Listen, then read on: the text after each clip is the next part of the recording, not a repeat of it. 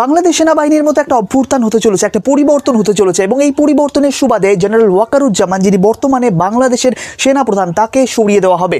অন্য একজন ক্ষমতা আসতে চাইছে, সেই ব্যক্তির নাম সরাসরি উল্লেখ করে দিল, প্রকাশ করে দিল আনন্দবাজার পত্রিকা তাদের প্রতিবেদনে। আপনাদের জানি যে আনন্দবাজার পত্রিকা একটি পুরনো এবং দায়িত্বশীল পত্রিকা। এরা সমস্ত কিছু তথ্যের ভিত্তিতে প্রকাশ করে। ইতিমধ্যে আমরা শুনতে পারছিলাম, একটা গুঞ্জন শোনা যাচ্ছিল যে সেনাবাহিনীর মধ্যে কিছু একটা গোলযোগ তৈরি হয়েছে। সেই বিষয়টা কিন্তু এখন এই প্রতিবেদনের মাধ্যমে স্পষ্ট সামনে আসছে। ক্ষেত্রে আমরা প্রথমেই নজর রাখবো আনন্দবাজার পত্রিকার সেই ভয়ানক প্রতিবেদন এবং সেই ব্যক্তির কথা যে জেনারেল ওয়াকারুজ্জামানকে সরিয়ে দিয়ে বর্তমানে বাংলাদেশের সেনা প্রধান হতে চাইছে। দেখুন, প্রথমেই বলা হচ্ছে সেনা অভ্যুত্থান ঢাকায়, নজর দিল্লি। প্রথমেই বলা হচ্ছে কোয়ার্টার মাস্টার জেনারেল পদে থাকা কট্টর ইসলামী হিসেবে পরিচিত লেফটেন্যান্ট জেনারেল মোহাম্মদ ফাইজুর রহমান, এই ব্যক্তির নাম উল্লেখ করা হচ্ছে। ইনি নাকি বর্তমানে সেনাবাহিনীর ক্ষমতা দখল করতে চাইছে, ইনি নাকি জেনারেল ওয়াকারুজ্জামানকে সরাতে চাইছে। দেখুন আরও কি বলা হচ্ছে প্রতিবেদনের মধ্যে।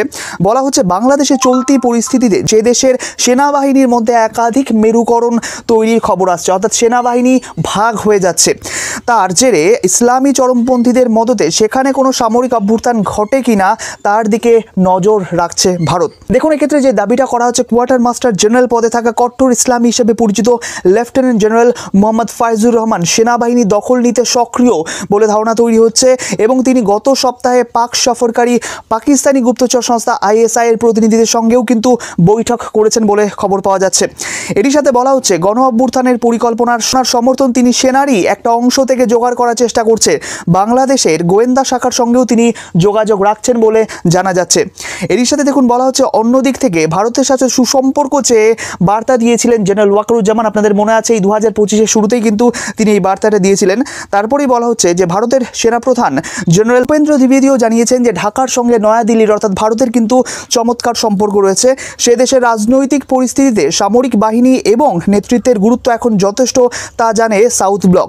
তাই সতর্কতার সঙ্গে বিষয়টির দিকে নজর রাখা হচ্ছে। কূটনৈতিক মহলের খবর, এই মুহূর্তে দেশের ভেতরে অর্থাৎ বাংলাদেশের ভেতরে কিন্তু একটা চাপের মধ্যে রয়েছে সেনাপ্রধান ওয়াকারুজ্জামান।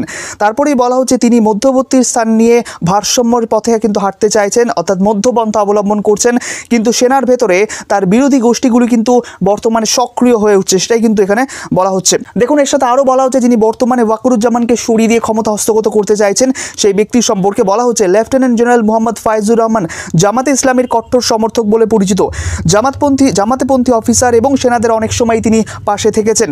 পাকিস্তানের ISI এর মধ্যেও কিন্তু তার মিত্র রয়েছে বলে খবর পাওয়া যাচ্ছে।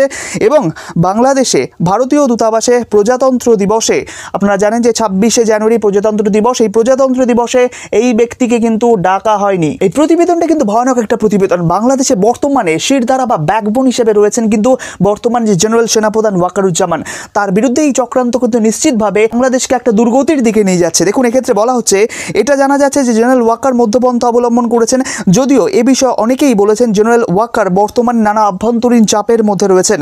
সেক্ষেত্রে অনেকেই তাকে ভুল বুঝেছিলেন, তাকে মির্জাফর বলেছিলেন, সেটা একদমই ঠিক নয়। উল্টে তিনি শেখ হাসিনাকে সেফ প্যাসেজ দিয়ে কিন্তু ভারতে রেখে এসেছিলেন।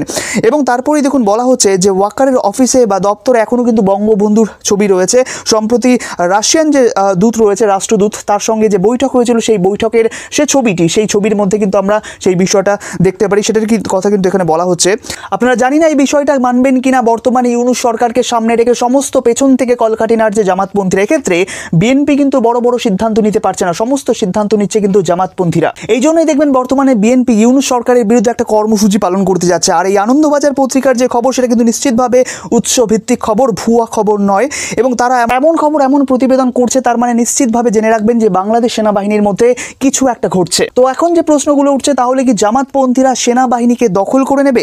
ইতিমধ্যে আনন্দবাজার পত্রিকার যে নাম তুলে ধরা হয়েছে, তিনি কট্টর জামাতপন্থী এবং বর্তমান অন্তর্বর্তী সরকারেও কিন্তু জামাতপন্থীদের উল্লাস অধিক মাত্রায় আমরা দেখতে পাচ্ছি। এক কথায় যদি বলি, বর্তমান বাংলাদেশের অবস্থা খুবই উত্তপ্ত, খুবই নাজুক। যে কোনো সময় যে কোনো কিছু হয়ে যেতে পারে, যে কোনো কিছু আকস্মিকভাবে ঘটে যেতে পারে। তবে কি ঘটতে চলেছে সেটা সময় আমাদের বলবে। কিছুদিন অপেক্ষা করলেই সমস্ত কিছু পরিষ্কার হয়ে যাবে। আজকের প্রতিবেদন এই পর্যন্তই। এই বিষয়ে আপনার মতামত কমেন্ট করে জানাবেন। যারা নতুন, চ্যানেলটিকে সাবস্ক্রাইব করবেন এবং অবশ্যই ভিডিওটি আপনার প্রিয়জনদের মধ্যে শেয়ার করে নেবেন। ধন্যবাদ নিউজ কথার এই গুরুত্বপূর্ণ প্রতিবেদনটি দেখার জন্য।